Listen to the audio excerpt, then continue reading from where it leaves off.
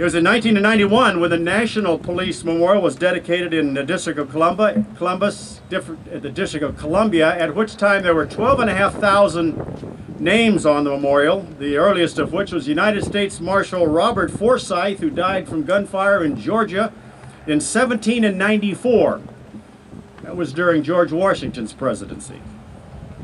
And I can tell you personally that to stand before that monument and before those names is as moving as it is to stand in front of the Vietnam Veterans Memorial, and I recommend that you visit. The state of Wisconsin also dedicated its police memorial in 1991, and the earliest name there is Joseph H. Baker, the sheriff of Portage County, killed by gunfire in 1875. He was serving eviction and judgment papers. Ulysses Grant held presidential office. And it was 7 years ago today that the city of Kenosha dedicated this fine public safety memorial. 13 names are there. The earliest belongs to Officer Antonio Pingatore, whose end of watch was 1919. Woodrow Wilson was our president. So you see, the names on each of these three memorials connect us individually to our collective national history. Locally, we celebrate every year that we do not have to add names to the monument. It's not from lack of courage or commitment to the oath to protect and serve that we have not had to add any more names, but by the grace of God.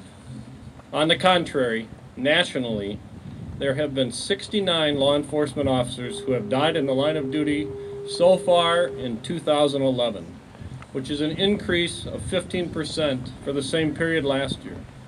If you notice on the program you're holding, it says there were 65 officers killed so far this year. That program was printed 7 days ago. Since then, there have been 4 more officers killed in the line of duty. Last year, there were 162 officers killed in the line of duty. That's an increase of 40% from 2009. The numbers are going in the wrong direction. Of all the names on the monument, I only knew a few of them personally, but I am certain that all of those officers would agree on one thing.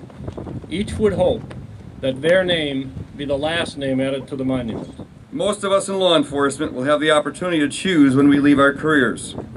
Some of us will find new jobs to fill our time, or maybe that job will be to watch our grandchildren as they play in the park or travel with our spouse and explore the world. A few of the peacekeepers will not be able to make that choice on their own. The choice to leave this world will be made for them. Most of us are not ready to leave in the prime of our careers, but we knew when we took this incredible job that what risks go with it, as does our families. When I was hired, my mother cried and went to church to light candles, asking God to watch over me and keep me safe. I've always felt hands on my shoulders while I work for those who carry the badge and have left this world before me. I know God hears us, and He finds ways to let us know that people are watching over us. A few years ago, my 96-year-old grandfather was near death in the hospital, and he had not spoken for a few days. I placed my hand on his leg, and I said, "I love you, Grandpa." Without hesitation, he replied, "I love you too." A short time later, he passed away. God found a way to let me know that He was still watching over me and listening. For those who've lost a loved one here today, I was asked to pass along a message.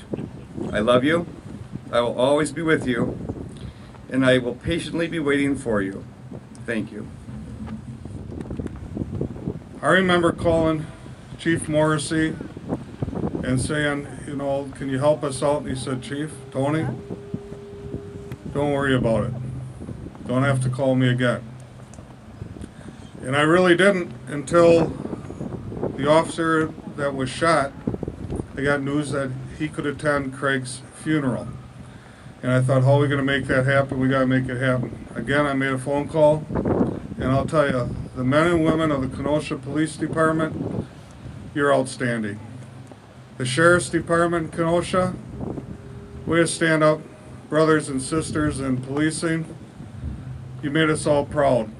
Keep them safe and watch over them with your powerful angels. Comfort them with your healing love. Bless them with your spirit and strength. Bless them with hope and courage.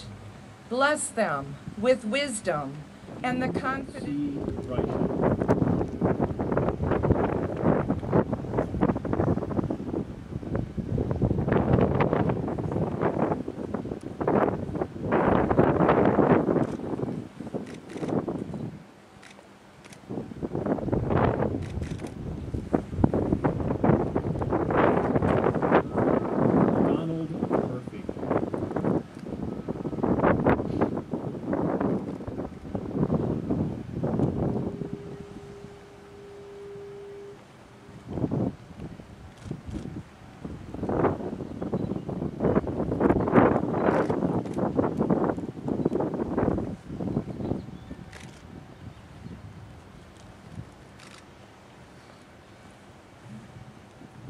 Frank Fabiano Jr.